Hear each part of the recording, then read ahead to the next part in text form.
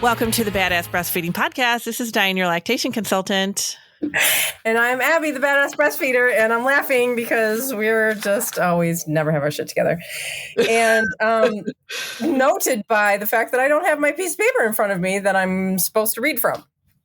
But I'm Abby, the Badass Breastfeeder, but I already said that. But today's episode is brought to you by Peapod Mats. Peapod Mats are back because we love them so much. Your ultimate solution for mess-free nights. It is an absorbent pad that you put on your bed for bedwetting and, you know, all that stuff. But it's awesome. And leaky breasts, too. And we will hear more from our sponsors later. And but you can head to, look at me, I'm trying to do it off the top of my head. You'll hear more from our sponsors in a little while in our ad break, but you can head to Badass Breastfeeding Podcast and find our sponsor page with all of our sponsors on it. If you need anything, see if you can give them any of your business because they make this podcast possible. And while you're there, scroll down and enter your email address and we will send episodes straight to your inbox every week. And we are also on Patreon, and we would love to see you over there. Please join us. We're all getting to know each other and sharing our, things going on in our lives and breastfeeding advice and revolution parenting episodes. And we create new content, ad-free episodes and mini podcasts. So join us there. You can click the top link in the show notes under this episode, wherever you're listening from, and also over at badassbreastfeedingpodcast.com if you can't find it. And we're still holding our ongoing giveaway for people who leave reviews around the internet, iTunes, Spotify, whatever, written text, stars, whatever you can do. We would love to see it. And you can take a screenshot of that and send it to badassbreastfeedingpodcasts@gmail.com along with your address. And we'll send you a goodie bag of thank you for nursing in public cards, empowerment cards, and stickers and fun stuff like that. And I think now Dianne has our review of the week, and I'm sure she's got her stuff together more than I do. Well, at least at the last minute. Yeah, in the moment. In the moment. I found this early postpartum with my second. I had to exclusively pump with my first, and this time I was nursing but having so many doubts. My midwife was helping me, but I needed more. This show calmed my worries and helped me grow my confidence in nursing. It was a safe place and a helpful tool to grow all in one. I tell people all the time, well, thank you so much for sending this in, but I tell people all the time too, like if you've been exclusive pumper first time around and second time you're, just direct breastfeeding, or if you started off giving bottles for some reason and then you go to direct breastfeeding, like how difficult that is to trust what you're doing. So hard. Yeah. So hard when you're not like looking at all the things and, that you can see the milk going into the baby and you just don't trust it as much. But then it's just so hard. It's such a hard transition. So I am so glad that you were able to go from exclusive pumping, which is so hard in and of itself, to direct breastfeeding with your second. And you were able to kind of overcome that because it can be really, really just a difficult process to do. Absolutely. That's amazing. Yeah, that's really great. Congratulations. I know. Congratulations. And I'm glad you had a supportive midwife. That was really great too. It's so good. You just need to have the support. Helpful. Yeah. So helpful. And I'm glad you found us. So thank you. Thank you for sending that in. Thank you. Thank you. I know. Today we're going to talk about starting solids because this comes up a lot. It does come up a lot. I've actually gotten a couple of messages recently that I thought I could read and get us started with our discussion because, it's coming up a lot. And I think we did an episode in April of last year. So it's not like it's super old, but also like so many people have had babies since then. I know. And some people don't go back. And also, whatever. We have to talk about this a lot. Yeah, it does come up a lot. And I really think it's one of those things where starting solids and teething, because I feel like we talk a lot about all the newborn stuff and things to expect within the first month or two. And then we kind of let things drop. I know that recently we've done episodes on what to expect the first 4 months or, after 4 months, what to expect. I think after 6 months is coming up. But we don't really talk about the things that you need to expect and the things that you kind of come up against once your baby's a little bit older. But this is one of them. This is one of the big ones. And this is a huge one. And then you're at the doctor's office with your pediatrician trying to get information. And it's funny because these messages about solids and, getting started, all the things around solids generally come when somebody has recently been at the pediatrician and they told them something. Mm-hmm. Told them something wrong. And then they're messaging us going, wait, is this true? Is this what I'm supposed to do? It doesn't feel right. No, yeah, right. And it sounds hard, or it sounds just like... Anyway, here, let me read one. Okay. I don't know this person's name. It doesn't matter. I didn't ask her if I could read it, so I just won't tell her name. She says, love the content and podcast. I have a 17-month-old not eating much solids during the day. Would nursing at night be affecting this? I'm willing to continue breastfeeding. I'm just wondering if he's getting all he needs, as I'd like him to be interested in more solids besides salmon, almond flour tortillas, apples, freeze-dried fruit, frozen mangoes, and occasionally bananas. Now, this one actually didn't come from the pediatrician. She's just asking if her 17-month-old is being hindered in his eating and being appealed to solids because he's nursing at night. No. And no, not at all. And first of all, salmon, almond flour tortillas, apples, freeze-dried fruit, frozen mangoes, and occasionally bananas. That is a lot of food for a 17-month-old baby. Mm-hmm. That's a lot of food.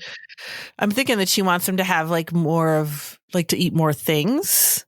Maybe he's not eating more things. Well, she says almond flour tortillas, but he'll only eat them plain. He won't have a thin layer of hummus or almond butter or peanut butter. So it sounds like maybe she's like, oh, he needs some protein. Like, how do I get that in there? Like, how is he going to eat? These are all, first of all, even besides that, that's a lot of food for a 17-month-old to have adjusted to and be enjoying. And breastfeeding at night is not it's not affecting that at all. No. At all. And this is what people often hear from their pediatricians is like, you need to slow down with the breastfeeding so that they will eat more solids. You need to slow down with the breastfeeding at night so that they're hungry for solids. And, your breastfeeding is just making it so that they don't get interested in solids. That's complete nonsense. It is absolutely not true. Now, babies, just like toddlers, just like, other age children, just like teenagers and just like adults, have preferences. And they just can't tell you what those preferences are. And a lot of times I really feel like we just are trying to figure out, because some babies might have a sensory thing going on where they like certain textures, they like certain, feels, they like certain flavor, or they don't like certain textures, they don't like certain sensory things. And you have to figure out what is it that this child wants and likes. And that takes a little bit of time and it takes a little bit of patience. Not every baby comes out of the gate eating everything in every form that it comes in. And get ready to just deal with that for the rest of your parenthood journey until they leave the house and you can't control what they're doing anymore. Exactly. They will just eat what they like and not what they don't like. But holding back from them is not going to change that. Right. Withholding nutrients is not going to help the situation. Withholding nutrients is not going to force your child who doesn't like certain things to all of a sudden like them and eat them. Not that that's what you were suggesting when you sent that message. You weren't like, maybe I should just starve them. You were just saying like people are wondering, because this is what their doctors say, like, should I ease up on the breastfeeding because they're like too full of breast milk, and if they were just not getting the breast milk, would they then have the hunger for other things? That's not what's going on. It's not about them being too full on breast milk. It's about this process of going from breastfeeding to eating solid foods is a long journey. It is not just something that, oh, they're 6 months, so now we can start solids and they're going to love it. That's not going to happen. Some babies get solids in their hands at 6 months old and they love it. And they eat so much. And then some don't eat for a long time. I mean, Jack was over 2 years old before he was actually swallowing an amount of food that would fill his stomach. Which isn't a lot, by the way. Right. Which isn't a lot. Right. I know. That's there's this Instagram account. I think it's called something in color. Feeding toddlers in color, or I don't know. Something about colorful foods. I don't even know. I'll find out. But it's a great thing it shows you. She always puts into perspective like what will fill your child's stomach. It's like a strawberry and a cracker and a little like dollop of peanut butter. And it's like, that's it. But because we put so much food in front of ourselves, which, by the way, the amount of food that we put in front of ourselves usually is way more than we can fit in our bodies. Right. Your toddler does not have that.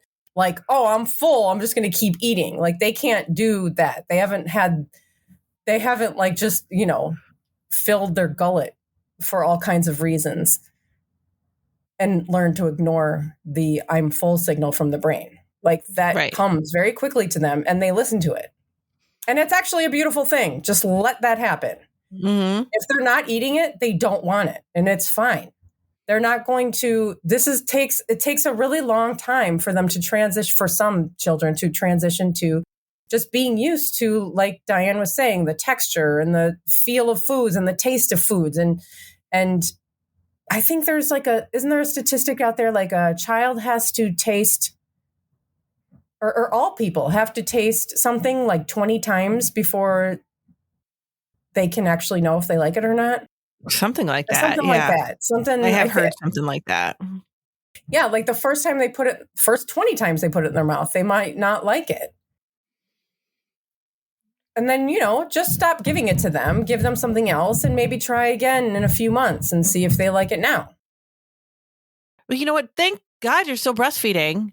Because where would you be getting the nutrients from? Where is your child going to get the nutrients from? You'd be panicking, and then they would have formula, and they would be increasing the amount of formula to cover for, the bottle for a formula-fed toddler would be. Well, I guess maybe they wouldn't have that. Well, they do have that toddler formula that they will certainly advertise to you. Yeah, and that is. Didn't we find out that they make more money off that toddler formula than they do actually baby formula? Yeah, and the American Academy of Pediatrics is one of the organizations. I know there's more, but one of the organizations that says it's a scam. Toddler formula. It's a total scam. It's an absolute total scam. But that's how they get you. They get you with this toddler who doesn't want to eat many solids because they're not ready, because they're, physiologically, their brain and all this stuff that they're learning to do isn't ready yet. And so, but they can go, oh, your toddler needs, you need this little extra nutrients. You need this extra something. Is your toddler not eating many solids? And here, have this toddler formula. It's never necessary. Toddler formula is never, ever necessary. No. I mean, unless we're talking about some extreme medical situation where you're in the hospital and you're dealing with doctors and that's what they're telling you. And it's beyond the scope of really what we're talking about. Like, maybe there's a situation where a child has like a real medical condition where they can't eat or something like that. But we're talking about like the general population, right? Right. Absolutely. There's never any reason for it, but you're going to get scared into it no matter what, because this is what they're going to tell you, that something's wrong. And there's all kinds of ages where your toddler, baby, whatever, could get interested and start eating more solids. You just have to wait. You have to wait until they're ready. It doesn't mean something's wrong. You just have to wait. And like Dianne said, thank God you're breastfeeding. And even when you start solids, breast milk is still going to be the most nutrient dense food that they can ever have. And I still say that when you start introducing solids, that whatever day, whenever you're giving solids, breastfeed first. Let them get those good, awesome nutrients in their stomach, and then give them the solids so that they can play with it. You know, playing with it is going to be a big thing for a couple of years. It's going to be all over the place because that's just how they're getting used to it. You know, there's a lot of things that have to go on with their tongue and their jaw and figuring all that out in order to move the food to the back of their mouth and actually swallow it. That's not a small thing. Oh, there's a lot involved here. There is. Should we take a break and then talk more about it? Yeah, we need to. You said you have another one to read. I have another message too. Yeah, okay, which actually has to do with cow's milk. Oh. I feel like is just a similar conversation. Okay, cool. We'll be right back. Today's episode is brought to you by Peapod Mat, your ultimate solution for mess-free night. Say goodbye to troublesome milk puddles with our 100% leak-proof and super absorbent mat. While originally designed for bedwetting and incontinence, Peapod mats are an absolute game changer for breastfeeders.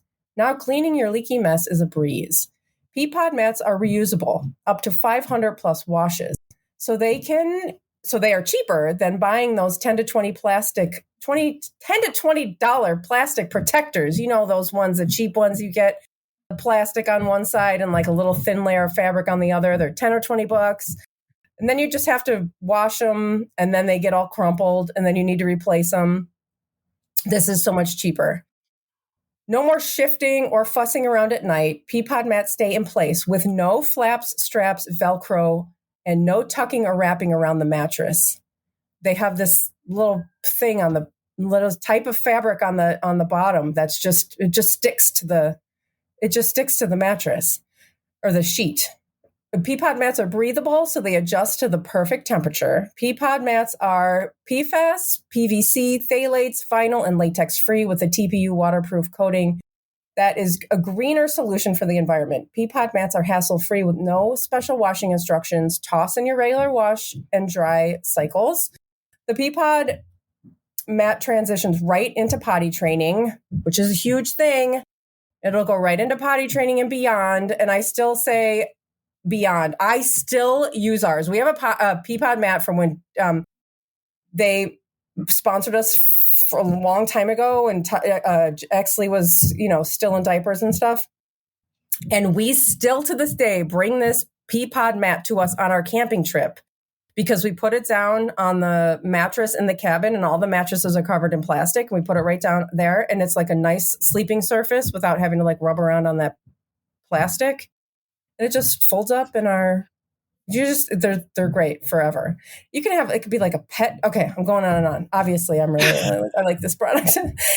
Use promo code BADASS for 15% off your order at Peapod Mats. That's PEAPODMATS.com. And the code is valid through March 10th, 2024. So hurry up and get yours. And you can find all of our sponsors and their promo codes in the show notes under this episode or over at badassbreastfeedingpodcast.com. And you'll also find over there information about how to schedule your very own one-on-one online lactation consultation with Dianne. So here's this other message. Question for you guys. I'm a huge fan of your podcast and have been listening daily at work. I have a 9-month-old daughter, and we recently had her pediatrician appointment yesterday. So we're just ripe for some misinformation. I am breastfeeding and pumping when I'm in the office 2 days a week. And the pediatrician told me I have to, in all caps, have to introduce cow's milk at a year to make sure my daughter doesn't develop an intolerance. To me, red flags were going off. She said I can continue breastfeeding, but she should have cow's milk too. This cannot be accurate, can it? My daughter has plenty of solids/dairy, so I felt it was kind of her way of trying to get me to start weaning. So yeah, red flags. I agree. Yeah. There is absolutely zero reason for you ever to introduce cow's milk. Cow's milk is for baby cows. Right. Well, what do you need research for? It comes from a cow. It's a different species of animal. Oh, but just how she said that if you don't introduce it, it's going to cause an intolerance later. An intolerance. Yeah, that's not true either.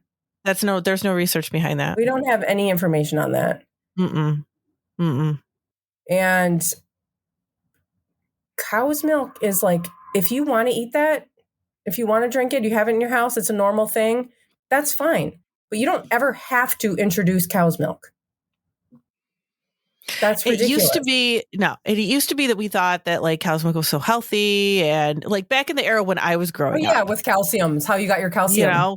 Exactly. That was how you got your calcium. It was really important for strong bones. Vitamin D. And that was a lot of marketing, right? That was a lot of marketing. People think it's silly to talk about like how there's like a milk industry, how there's like milk people pushing milk. There's a comedian who does this bit. Have you ever heard of Nate Bargatze? Yeah. I've never seen him, but I've heard him. Oh God, you have to watch his special. It's hilarious. And it's totally family friendly too. You can like watch with your kids. He's not, it's not vulgar or anything. But he has this whole thing about how he got chocolate milk because he heard that it was good for when you work out. He ends the bit with saying he doesn't work out, but he just was getting all the stuff in place. But his wife is like, that's not true. That's just the milk people pushing chocolate milk. And he was just like, what? You don't know that. I don't think that they need people to push their milk. Chocolate milk's not doing too bad. Anyway, he does it like way funnier than me, but it's so true. There are milk people pushing milk. There's literally like the American Cow's Milk Foundation or whatever. Look it up. The dairy industry. Yeah. The dairy industry. There's an industry for absolutely everything. There's like there's an industry for oranges, for meat, for everything. And they make shit up about how this is supposed to be like great for you so that they can push their product. We live in the most interesting land. It is. Yeah. It is unbelievable. But if your daughter is eating lots of dairy products in other way, they're eating yogurts, they're eating cheese, they're eating, different dairy products. I don't know why drinking milk is going to make it different. That. Yeah. Yeah. And if you're a dairy-free household, which relax. Is a thing. You're fine. Yeah. You're good. There's dairy-free people all over the place. A lot of people who feel like ingesting the milk from another species maybe isn't the greatest thing for you. And I'm not saying, whatever. I eat plenty of cheese. I've had plenty, I know, right? I've had plenty of clients that do not have milk. Like they'll eat other dairy products, but they do not have milk in their house because milk upsets their stomach, which is that intolerance that this doctor is talking about. But this is a natural intolerance. They think we all have this intolerance. Right. That like naturally humans do not tolerate cow's milk well after like age of like 3. Just naturally. We just don't do well with it. It's just not for your body. It's for a calf. Right. And now we've got a generation of human beings that are like, I don't like it. It doesn't work for me. I'm not going to give it to my baby because I don't have it in my house for me. So why would I give it to my child? It is like absolute literal insanity that a doctor can look at you and tell you that your breast milk from your human body being made for your human baby should somehow be supplemented with the milk from another species. Like, it is beyond me. I just do not understand how this comes out of people's mouths. It is ridiculous. It's insane. It's ridiculous. When you think about it, when you actually break it down and you think about it, it is absolute insanity. We are all insane. Yeah, that's ridiculous. It's crazy. It really is. It really is. And people buy that. People believe it. I mean, this person did it. Because you have a doctor who's telling you that you need to do this. And if you don't, your baby's going to end up with some intolerance. It's insane. Or they tell you, this is another thing they'll tell you, oh, your breast milk doesn't have enough calcium, fat, calories, whatever, fill in the blank at 6 months. And so you need to start giving cow's milk. 6 months, a year, whatever. Your breast milk is not sufficient for your child, so you need to supplement it with cow's milk. That is bananas. Yeah. That is absolute bananas. We know that your milk has everything it needs for your baby. At every age. At every age. Your body knows how old your baby is. And I mean, this is why people, it adjusts. And this is why, I mean, they wouldn't say the recommendation for around the world wouldn't be over age 2 if there was zero benefit to this. Right. If there was something wrong. Yeah. Right. If there's something wrong. But the World Health Organization, which determines the health of human beings all over the world, says at least age 2. At least. So at least age 2. They wouldn't be saying that if there was no benefit to your child. Yeah, it's really a good idea to just check in with like the World Health Organization and check in what their recommendations are, because so many recommendations, like we were just talking about, come from lobbyists. A lot of recommendations come from just not science in this country. That's just the way it is. Mm-hmm. So checking in with them and because that's not how they operate. They're just giving you information based on science. Right. And maybe there's problems with the World Health Organization. I don't know what those are. And as far as I know, is their breastfeeding stuff is based on science. Yeah. I have more stuff. Go. No, the only thing I was going to say is I wanted to make sure I got it in here somewhere was that when you're starting solids, make sure that nobody tells you can start at 4 months. Oh, yes. 4 months is not the recommendation. 4 months is not the recommendation. 6 months is the recommendation to start solids, not 4 months. And there's a reason for that, a very good reason. Your baby can't tolerate it. For one. Their gut is not fully formed yet. And they're not prepared for it. They still have that the extrusion reflex where they're pushing out with their tongue. Oh, yeah. They do that because they're pushing out the food. Their body isn't ready to take it yet. I know people that just try to bypass that and just say, oh, the baby, baby's pushing it out, but I just keep pushing it back in. Yeah. And there's different ages where they're going to, just like your baby's going to roll over at different ages from everybody else's baby. It's the same thing with that, with the tongue reflex thing. Yeah. Yeah. The reflexes drop at different times. It's not like, oh, here's 6 months. They don't have it anymore. They might. Yeah. You can't. But that's a sign of readiness. Right. And you can't. If that is gone. Yeah. And if your baby was born 3 weeks early, then you start at 6 months and 3 weeks. If your baby was born 2 weeks early, you start at 6 months and 2 weeks. You have to kind of adjust for that as well. Mm-hmm. So when we say 6 months, we're not kidding around. It's not around that. No, it's 6 months is the earliest you should be starting solids. Yeah. And if your baby, like we were talking about before, if your baby's not into it at 6 months, at 9 months, at a year, don't worry. It's not going to happen the same for all babies. Mm-mm. Solids are not going to help your baby sleep. No, it is not. That is something that people are going to tell you. Your mother-in-law might tell you. Your doctor might tell you. Start some solids and they'll start sleeping better. If you just, give them some solids. Might start sleeping worse. If it's bothering their stomach or something, they might start sleeping worse. Oh yeah, that's true. Mm-hmm. I don't know. People are yelling upstairs, and I'm pretty sure someone's walking around in my high heels. It's walking around in my heels, yelling stuff. I swear you're going to see him in a TikTok video on a corner someday, just doing something crazy. Oh my God, that's hilarious. Oh, also there's also this thing of the order that you're supposed to introduce solids. Start with rice cereal and then, a vegetable and then fruit. And I don't even know because it's such stupid nonsense. First of all, the rice cereal, I'm not a big fan of that at all. Again, if that's what you're doing in your house, that's fine. I skipped over that. I just didn't think that my baby needed rice cereal.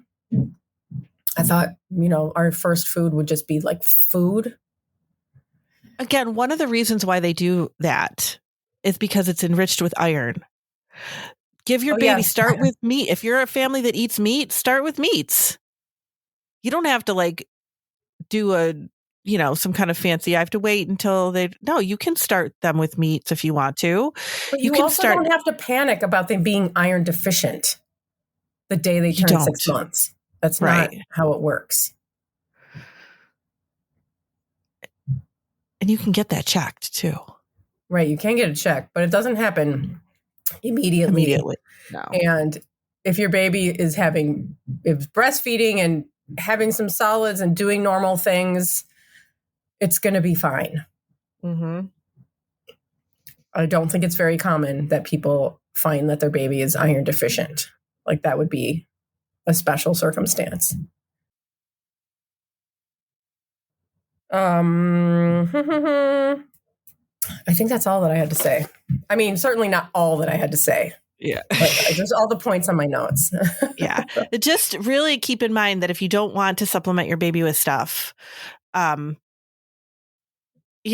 at what the foods can give your baby. Look into what other foods you can give your baby that is going to give them those vitamins and nutrients that they need. If you don't want to give whole milk, if you don't want to, you don't want to give rice cereal, there's other options. There's lots of other options. There's dietitians that you can see that can help with that. Yeah, just look at the food. I mean, Google is okay to look at what foods that are rich in iron. Right. And the iron, nutrients in your breast milk become more concentrated as your baby gets a little bit older, and they're still getting what they need just in a concentrated form. So if they're only breastfeeding a couple times a day, or they're only breastfeeding for, 4 minutes at a time, they're still getting what they need because what they need is in there. It's concentrated. And we have a whole episode on this. I'll link it in the show notes, but on like how your breast milk changes over time. It doesn't just turn to water like everybody tells you. It doesn't just like, it doesn't have the nutrients in it that your baby needs anymore because your baby's turned a year. That's not true at all. It's not true at all. No. Your body is still making the milk that your baby needs and is still giving them the nutrients they need because your body knows that your baby is not going to be eating a full diet at 6 months. Yeah. So the milk is getting them by. The milk is the nutrients for them. They're still expected to be having a diet of mainly breast milk for, till your baby's a little bit older. They're not going to all of a sudden start solids and that's going to be it. They're not breastfeeding anymore. That's not the case. They're still expected to breastfeed until least. Yeah. It's not one thing or the other. Like you hear a lot of comments on the internet, like, if they're old enough to eat, they shouldn't be breastfeeding. That's not true. This is a transition, a long transition that go together. Breastfeeding and solids go together. Right. For quite a while. For really as long as you wanted to. And you can't do it wrong. That's the other thing. Everybody's afraid of like, what if I don't give my baby enough of this? What if I don't give them enough of that? I'm afraid they're not going to get what they need. Yeah. You can't do it wrong. You can't, especially if you're still breastfeeding your baby, they're going to get what they need. So you can trust that. But your baby, if you're offering them whole foods, you're doing the best you can do.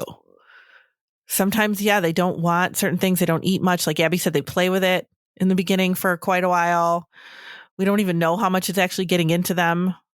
Not much at all. 1 is just for fun, is what they're playing with rhymes. It. Rhymes. That's actually a rhyme that I like because it's true. We can go with that one. That sucks. Yeah, don't go with that one. That one's well, thank you so much for listening. And check out our other, if this is your first episode on solids, check out some of our other ones because we do talk about other different topics that go along with solids too. So yeah, the last one we did was myths about starting solids. Oh yeah, that was a good one. Yeah. So definitely take it if you need it. Thank you. Thank you. Bye. Bye.